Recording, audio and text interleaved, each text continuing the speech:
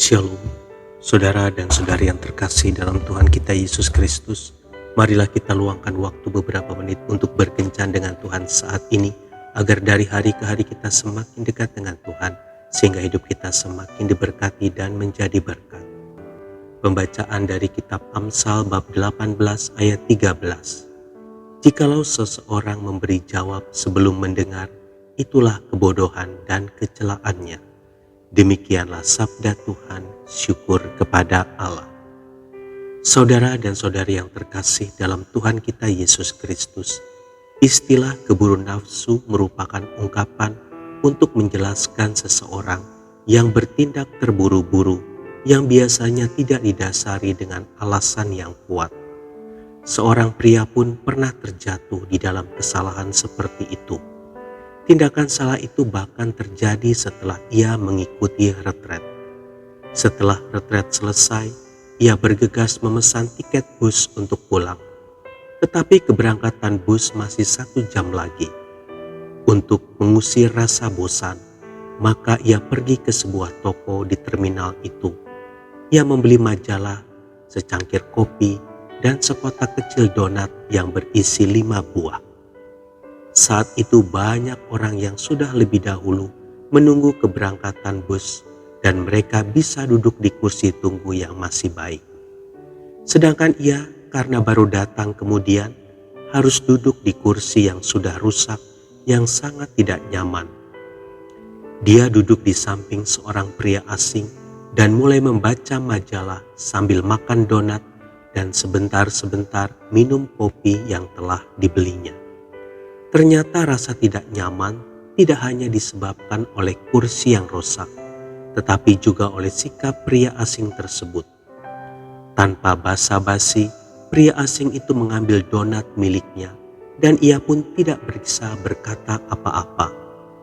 Setelah beberapa menit, pria asing itu mengambil 1 donat lagi. Dia tidak sanggup bertanya, tetapi ia sudah merasa kesal. Yang lebih mengejutkan lagi, pria asing itu mengambil 1 donat lagi dan menawarkan donat yang terakhir kepadanya. Sungguh kesal ia dibuatnya. Di dalam hati ia berkata, "Ini sudah keterlaluan." Dengan melotot ia memandangnya dan mengambil 2 tas bawaannya, lalu pergi meninggalkan pria asing tersebut. Ia bergegas menuju bus dengan hati yang kesal. Di bus pun ia duduk dengan tidak tenang karena masih dipenuhi rasa kesal. Ketika bus hendak berangkat, seorang anggota kru bus tersebut memeriksa tiket penumpang. Betapa kagetnya ketika ia hendak mengambil tiket di salah satu tasnya yang kebetulan lupa ditutupnya. Ia menemukan kotak kecil donat yang sama dengan yang ia beli dan masih dalam keadaan utuh serta belum dibuka. Bukankah kursi yang rusak itu hanya aku dan dia yang menduduki? Sepertinya tidak ada orang lain yang dekat dengan tasku kecuali pria asing itu. Ya benar, memang pria asing itu yang memberikan donat itu, katanya dalam hati dengan yakin setelah mencoba mengingat semua peristiwa yang terjadi sekitar kursi di mana mereka duduk. Dia pun menyesal telah bersikap tidak baik kepada pria asing itu. Tetapi apa daya, bus sudah mulai berjalan. Saudara dan saudari yang terkasih dalam Tuhan kita Yesus Kristus, betapa sering kita jatuh di dalam kesalahan seperti itu. Kita marah sebelum menyelidiki kejadian secara menyeluruh. Kita kesal sebelum mengetahui persoalan yang sesungguhnya. Kita berprasangka buruk, bahkan menuduh tanpa bukti yang kuat. Baik di Alkitab Perjanjian Lama maupun Perjanjian Baru, diajarkan supaya setiap orang lebih banyak menyediakan telinganya untuk mendengar, sehingga bisa memahami dengan baik setiap persoalan.